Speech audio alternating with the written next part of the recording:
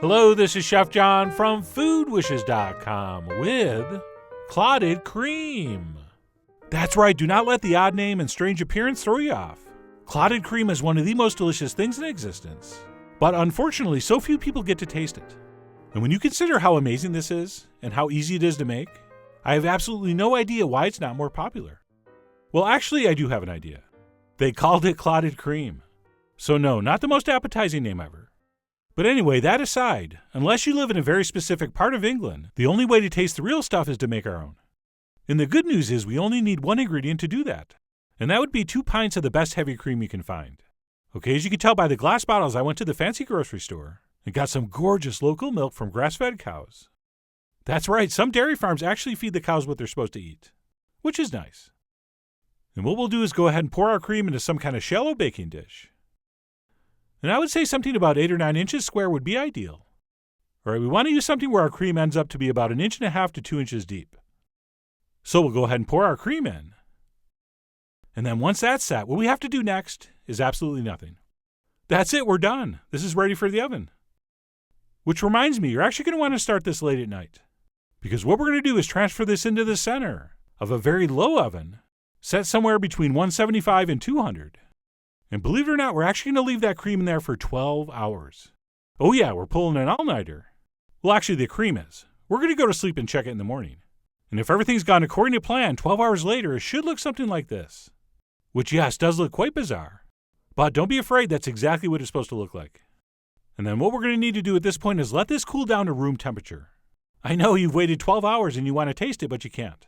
We really need to let this cool down completely. So I let mine sit out on the counter for at least an hour. And then once that's been accomplished, we're getting very close. All we need to do at this point is wrap it up and pop it in the fridge overnight. No, I'm not kidding. Before we can use this, it has to chill completely. But that's okay, it's going to be totally worth it. So that's what I did. And then the next morning, I pulled it out and unwrapped it. And finally, I get to show you what happened here. So let me go ahead and grab a spoon so I can lift up what we're calling our clotted cream. And basically what's occurred during that long, slow cooking process, our cream is sort of separated, with the richest, fattiest parts sort of floating to the top and the milky liquid parts sort of settling to the bottom. And it's this gorgeous, rich, fatty, creamy stuff here that we call the clotted cream. And while I really do enjoy the appearance of this stuff, the taste is absolutely otherworldly. It is so rich and decadent, and that cream has taken on kind of a sweet, nutty flavor that I'm pretty sure you cannot recreate using any other method. Just insanely, insanely good. But anyway, I'm going to taste some more later. For now, we need to separate the thick from the thin. And by the way, don't even think for a second we're going to be discarding this thinner stuff.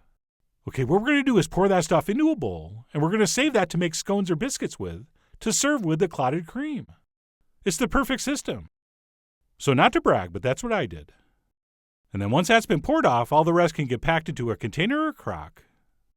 Oh, by the way, if you want, some people prefer to mix that buttery crust into the mixture.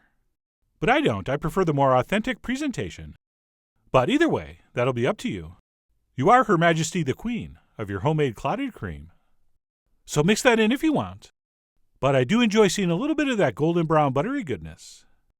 And that's it, our clotted cream is ready to enjoy.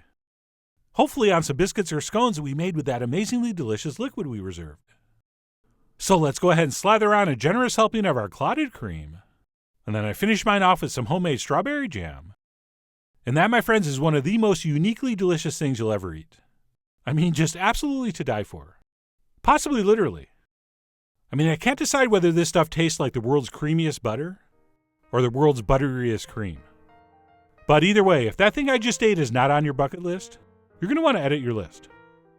And yes, in case you're wondering, I'm going to show you how to make that strawberry jam, which really was amazing. Although in fairness, the world's worst jam would have been awesome on this stuff. So stay tuned for that. But in the meantime, I really do hope you give this amazing clotted cream a try soon. So head over to foodwishes.com for all the ingredient amounts and more info as usual. And as always, enjoy.